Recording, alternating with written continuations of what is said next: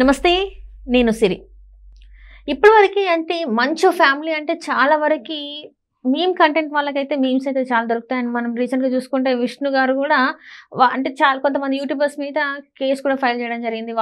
వాళ్ళకి ట్రోల్ చేస్తున్నారని చెప్పేసి. అయితే ఇప్పుడు చూస్తుంటే ప్రెజెంట్ ఏమైందంటే మంచు మోహన్ బాబు వాళ్ళ ఇంట్లో చోరీ జరిగింది అని చెప్పేసి మరి వార్తలొస్తున్నాయి. సో, తన ఇంట్లో పని చేసే వ్యక్తే తన ఇంట్లో దొంగతనం చేశారని కూడా మరి తెలుస్తుంది.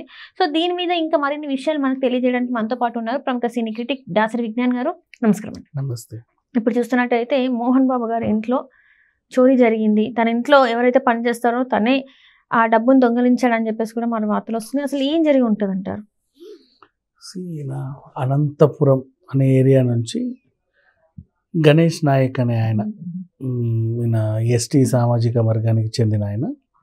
అక్కడ సరిగ్గా అంటే కొంచెం ఆర్థిక స్తోమత బాగా లేక ఈయన వాళ్ళ తరఫున వీళ్ళ తరఫున కొంచెం ఎర్రవంకపల్లి ఏరియా వీళ్ళ దగ్గర చిన్న గ్రామం మోహన్ బాబు గారి ఇంట్లో పనికి చేరాడు. హౌస్ బాయ్ లాగా జస్ట్ క్లీనింగ్ ఇవన్నీ చేసుకుంటాడు. వయసులోనే ఉన్నాడు, 24 ఏళ్ళ అబ్బాయి. ఈయనకి ఏంటో అంటే సిటీలో ఇప్పుడు మోహన్ బాబు గారి ఇంటికి ఊర్లో అంటే చిన్న పల్లెటూరు నుంచి సిటీకి వస్తే ఎక్కడన్నా రెంట్కుండి చిన్న ఉద్యోగాలు చేసే వాళ్ళకి ఇలాంటి ఆలోచనలు రావేమో మరి మేబీ. ఈయన వచ్చేసరికి అక్కడ అది మోహన్ బాబు గారి టౌన్షిప్, అది జల్పల్లి ఏరియా, శంషాబాద్ ఏరియాలో.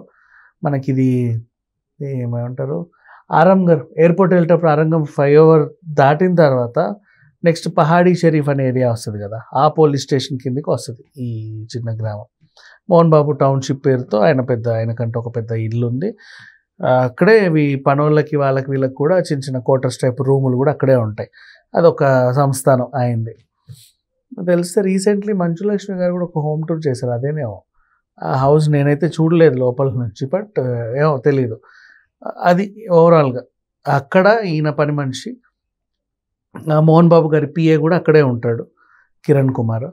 వీళ్ళకి అక్కడ అకామిడేషన్ ఉంది, ఫుడ్ గిడ్డ అన్నీ రెడీగానే ఉన్నాయి. ఈయనకి ఏంటంటే తను కూడా ఏదో అవ్వాలి అనిపించింది. అక్కడ మోహన్ బాబు గారి డ్రైవరు, వాళ్ళ కోసం వచ్చే కారు వాళ్ళందరితో చూసి రెగ్యులర్గా ఏదన్నా చేసుకుందాం సిటీకి వచ్చి, మేము ఇట్లా మరి ఇట్లుంటే ఎట్లా, ఈ జీతం నాకు ఇక్కడ ఉండడానికి సరిపోట్లా, పోనీ ఇక్కడ నుంచి బయటికి కూడా వెళ్ళలేను, నాకేమో వచ్చినప్పటి నుంచి సిటీ అంతా ఊరు తిరగాలని ఉంది, ఆతృతగా ఉంది. వీళ్ళ బంగ్లాలోనే ఇంత విశేషాలు ఉంటే ఇంకా ఊరంతా తిరిగితే ఇంకెంత ఉంటుందో, మొత్తం హైదరాబాద్ అంతా తెలియాలి. పైగా తెలియాలంటే ఏం చేయాలి, తనకి కొంచెం డ్రైవింగ్ నాలెడ్జ్ ఒకటి ఉంది, క్యాబులు కొని నడుపుకుందాం అనుకున్నాడు, చిల్లర లేవు. తర్వాత వీళ్ళకి అర్థమైంది ఏంటంటే ఊబర్, ఓలా ఇలాంటి వాళ్ళు కొంచెం అమౌంట్ కడితే ఈఎంఐ పద్ధతిలో నీకు కార్లు ఇస్తారు, దాన్ని నడుపుకుంటూ తీర్చొచ్చు అని. అయితే వ్యాపారం చేసే ఆలోచన వచ్చింది. ఓ 10 లక్షలు ఉంటే చాలు, 4-5 కార్లు కొని 2.5 లక్షలకి సెకండ్ హ్యాండ్వి తక్కువలో ఊబర్లో ఓలాలో పెట్టేసామనుకో, వాళ్ళు నడుపుతూ ఉంటారు, మనకి ఇవన్నీ వస్తాయి, మనం మేనేజ్ చేయొచ్చు, వ్యాపారం చేసి త్వరగా ఎదగొచ్చు అని అనుకున్నాడు. ఆయన దగ్గర చిల్లర లేవు పాపం. కొన్ని నాలుగు కష్టపడ్డాడు, ఆడ అప్పు కోసం ట్రై చేశాడు. ఎందుకో బుద్ధి చెడింది ఒకరోజు. ఆ రోజు ఏమైంది, మోహన్ బాబు గారు ఎంబీ యూనివర్సిటీ నుంచి డబ్బులు తీసుకురమ్మని చెప్పి పిఏని పంపిస్తే ఆయన వెళ్ళాడు, తీసుకొని వచ్చాడు.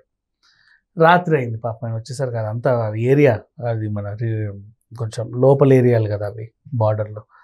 మరి రోడ్లు 24 గంటలు ట్రాఫిక్లు, సౌండ్లు, ఆ షాపులు గీపులు ఆ టైంలో ఉండవు, అదంతా ఒక భయంకరంగా ఉంటుంది అడవి. అక్కడికి వెళ్ళి మంచిగా ఇంటికి వెళ్ళాడు, అలా పోయి మంచిగా పడుకున్నాడు. మార్నింగ్ ఇవ్వచ్చు కదా సార్కి, పెద్ద ఏం లేదు, పొద్దున 6 గంటలకు 6:30కు లేచి చక్కగా మోహన్ బాబు గారికి అందరూ ఈవెన్ షూట్లో కూడా సెట్లో మార్నింగ్ 7 గంటలకి 8 గంటలకల్లా షార్ట్ రెడీ అయిపోవాలి, 7 గంటలకు అందరూ రెడీ అయి ఉండాలి, అదొక డిసిప్లిన్ ఉంది. సో వీళ్ళు కూడా త్వరగా లేచి రెడీ అయ్యి సార్కి పొద్దున్న ఇద్దామని అనుకున్నాడు. అక్కడ పెట్టుకున్నాడు. మరి రాత్రి పొద్దున్న లేచి చూసి కళ్ళజోడు పెట్టుకునేసరికి ఏదో తేడా కొడుతుంది, నిన్న పెట్టిన బ్యాగ్ అక్కడ లేదు. అయ్యో రామ, ఏమైంది, బ్యాగ్ లేదు, సార్ ఇచ్చాడు, నేను ఇక్కడేగా పెట్టాను, మరి అలా ఒళ్ళు మర్చిపోయేలా పడుకున్నాను నేను ఆలోచించాడు. సీసీటీవీ ఫుటేజ్ గమనించారు, అందులో క్లియర్గా ఉంది గణేష్ నాయక్ ఆయన రావడం, తలుపు ఇలా తోసి ఆ బ్యాగ్ తీసుకొని వాళ్ళ దగ్గర వేసి అక్కడ నుంచి అలా పారిపోయాడు. క్లియర్గా ఉంది. అయ్యో రామ, వీడేంటి ఇలా తీశాడు, ఇలా చేశాడు. సార్కి చెప్పాడు, సార్ ఇది సార్ విషయం, సీసీటీవీ గమనించాము, ఇలా జరిగింది.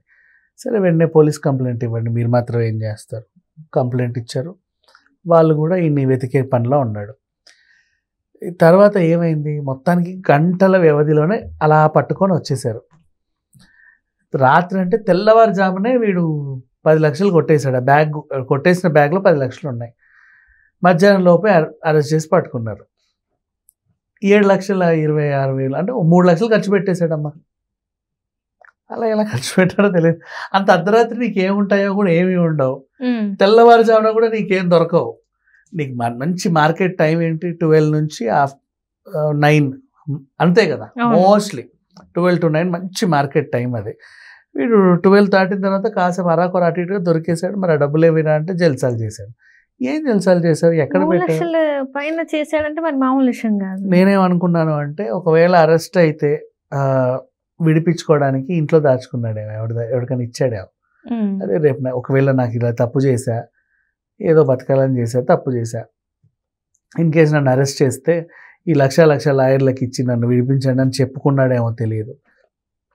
అంత ఖర్చు అవ్వదమ్మా. ఆ రాత్రి నేను హడావిడిగా నో హోటల్కి వెళ్ళి రాత్రంతా మందు తాగినా కూడా, రిచ్ కాక్టైల్స్ తాగినా కూడా అంత బిల్ అవ్వదు. ఎయిర్పోర్ట్ నో హోటల్కి వెళ్ళి మరేమో వీడి దగ్గర అయిపోయి అక్కడేం దొరకలేదులే, వీడు దానిలోనే దొరికాడు. సో మొత్తానికి తీసుకొచ్చి అన్ని రికవరీ చేసిన తర్వాత జైలుకి అయితే తరలించడం జరిగింది. అండ్ మోహన్ బాబు గారికి కూడా అప్పచెప్పారు, ఇది సంగతి అండి అని చెప్పేసి, అంతే. కానీ ఇక్కడ అసలు విషయానికి వస్తే ఎవరిని నమ్మాలి వాళ్ళ రోజుల్లో?